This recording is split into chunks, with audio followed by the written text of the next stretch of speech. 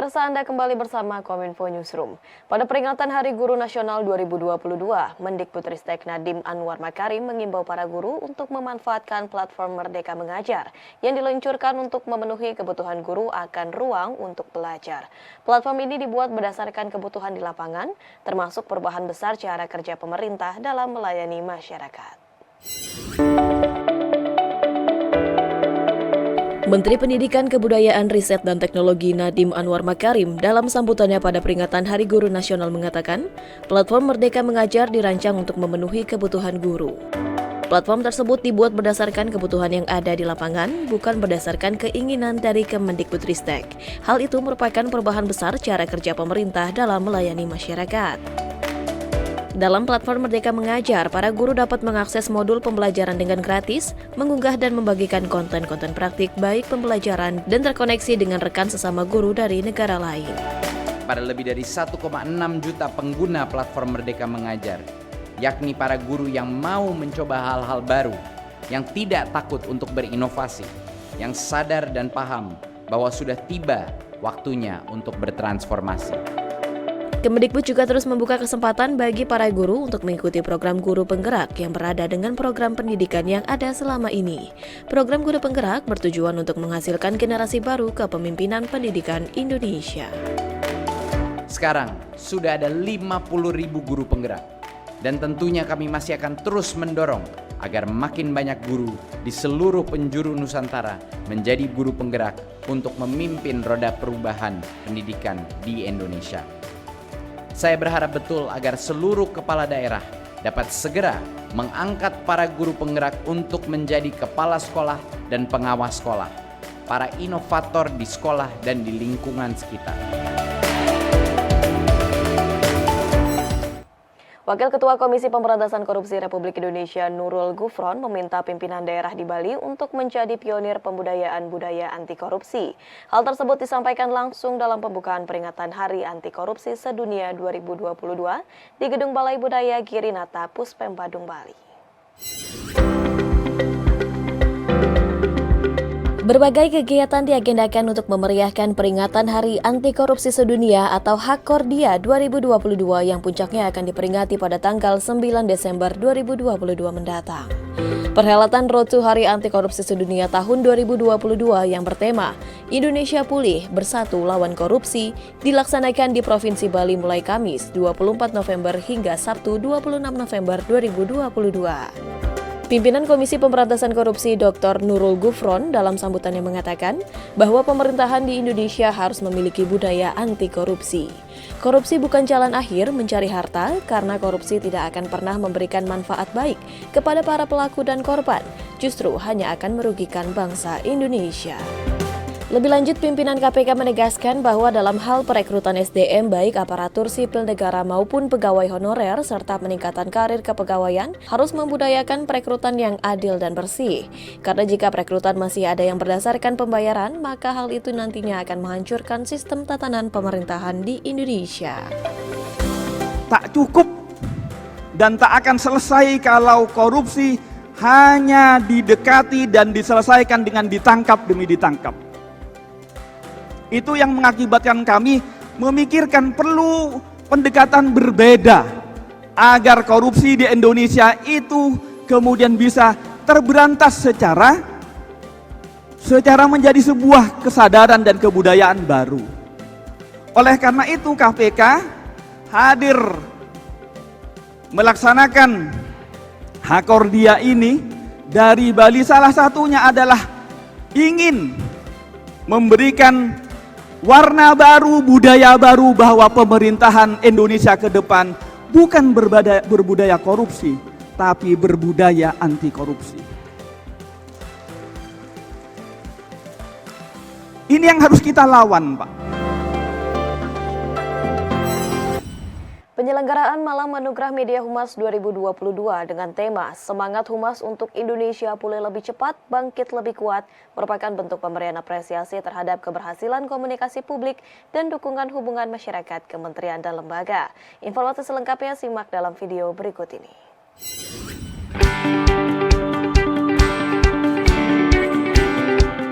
Kementerian Komunikasi dan Informatika Republik Indonesia melaksanakan Anugerah Media Humas 2022 yang diikuti oleh 195 instansi kementerian lembaga dan daerah se-Indonesia. Direktur Tata Kelola dan Kemitraan Kominfo, Hashim Gautama menyebutkan bahwa antusias dari berbagai kementerian lembaga daerah sangat tinggi, baik dalam keikutsertaan lomba maupun kehadiran pada acara yang diselenggarakan di Hotel Marriott, Sleman, Yogyakarta. Hashim Gautama berharap ke depannya produk kehumasan dari masing-masing daerah mampu membuat informasi publik dapat diterima oleh seluruh masyarakat di berbagai wilayah di Indonesia. Peserta ini bisa lebih banyak karya-karya yang lebih dengan kualitas lebih tinggi dan juga lebih merata karena kami juga punya peserta dari penyuluh informasi publik dari daerah 3T.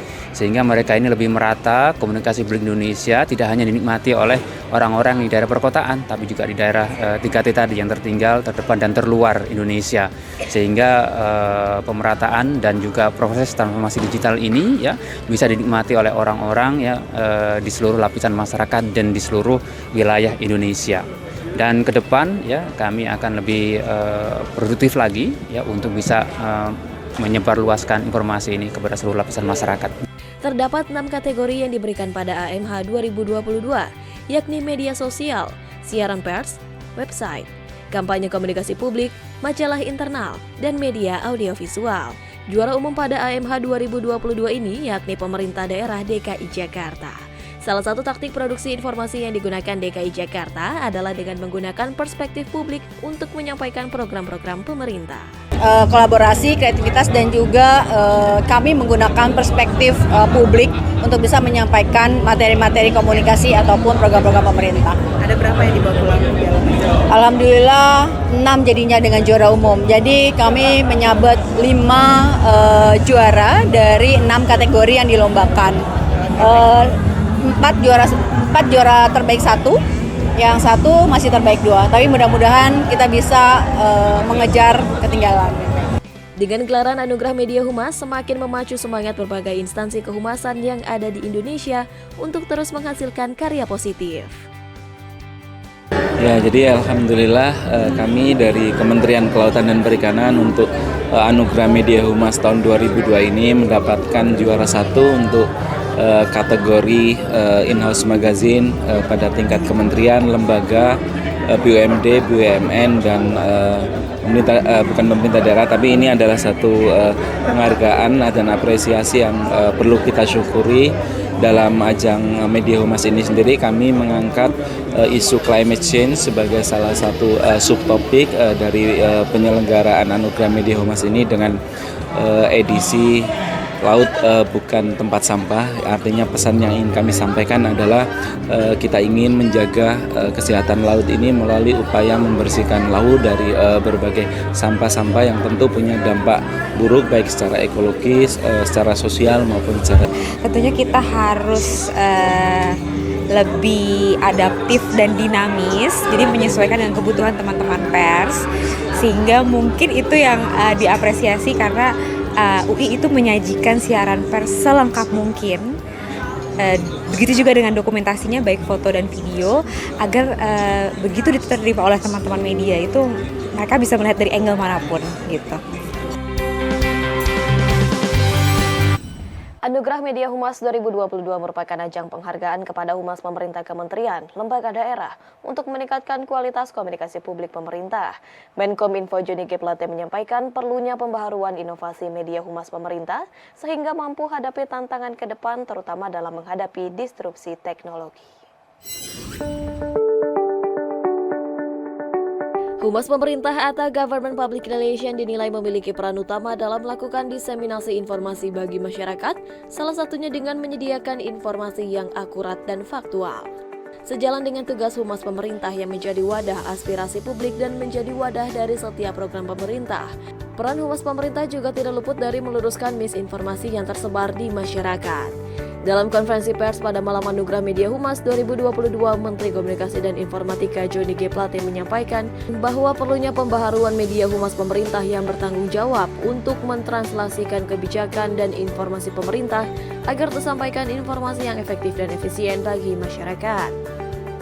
AMH 2022 berlangsung setiap tahunnya untuk meningkatkan kualitas komunikasi publik pemerintah sesuai dengan amanat Instruksi Presiden Nomor 9 Tahun 2015 tentang pengelolaan komunikasi publik. Tahun ini, AMH mengangkat tema Semangat Humas untuk Indonesia Pulih Lebih Cepat, Bangkit Lebih Kuat. Adapun tema tersebut diambil sebagai bentuk apresiasi Kementerian Kominfo atas hasil kerja Lembaga Kehumasan Pemerintah dalam melakukan sosialisasi Presidensi G20 Indonesia tahun 2022. Lebih lanjut, Menkominfo Joni mengatakan, di masa yang akan datang, humas pemerintah juga akan dihadapkan dengan berbagai tantangan seperti disrupsi teknologi digital, konflik geostrategis yang sangat dinamis, terkhusus memasuki tahun politik pemilu serentak 2024 yang akan menjadi tantangan humas pemerintah ke depannya. Dengan meningkatnya kinerja humas pemerintah tiap tahunnya, Menteri Joni berharap mampu melahirkan GPR atau humas pemerintah yang hebat dan mampu mengikuti perkembangan digital di Indonesia. Dari tahun ke tahun tentu meningkat, meningkat tidak saja melalui sarana dan prasarana yang mereka miliki, tetapi juga kualitas itu meningkat dari capacity building, yang selalu ditingkatkan. Tantangan komunikasi menjadi semakin krusial dan kompleks, sehingga kita butuhkan juga humas-humas pemerintah yang semakin hebat, yang semakin kemampuannya semakin ditingkatkan dan relevan dengan zaman, dan relevan dengan adopsi teknologi, relevan dengan disrupsi teknologi. Kita beralih ke informasi lainnya pemirsa, menyusul adanya informasi dari BMKG mengenai intensitas gempa susulan di Kabupaten Cianjur akan semakin melandai dalam waktu 4 hari ke depan. Kendati demikian, Kepala Badan Nasional Penanggulangan Bencana Letjen TNI Suharyanto mengimbau masyarakat harus tetap waspada, mengingat beberapa gempa susulan yang terjadi cukup dangkal. Badan Meteorologi, Klimatologi, dan Geofisika memperkirakan gempa susulan dari gempa utama magnitudo 5,6 di Kabupaten Cianjur, Jawa Barat akan berakhir pada 4 hingga 7 hari ke depan. Kepala BMKG menambahkan hasil analisis sementara menunjukkan tren gempa susulan atau aftershock di Cianjur semakin berkurang jumlahnya dan semakin berkurang kekuatannya. Masyarakat harus tetap waspada mengingat beberapa gempa susulan yang terjadi cukup dangkal atau dekat dengan permukaan sehingga getarannya dapat dirasakan. Lebih lanjut, pihaknya juga sudah melakukan pengukuran mikrozonasi untuk melihat kondisi tanah untuk mengetahui daerah mana yang dianggap berbahaya atau tidak. Beberapa titik yang telah disurvei yakni Cugenang, Panembong, Cilaku, dan kantor DPD KNP Panembong. Karena kejadian gempa-gempa memang masih ada gempa susulan, tetapi semakin lemah dan semakin lemah. Nah, ini diharapkan itu yang pernah saya sampaikan 4-1 minggu ke depan insya Allah sudah mulai stabil gitu.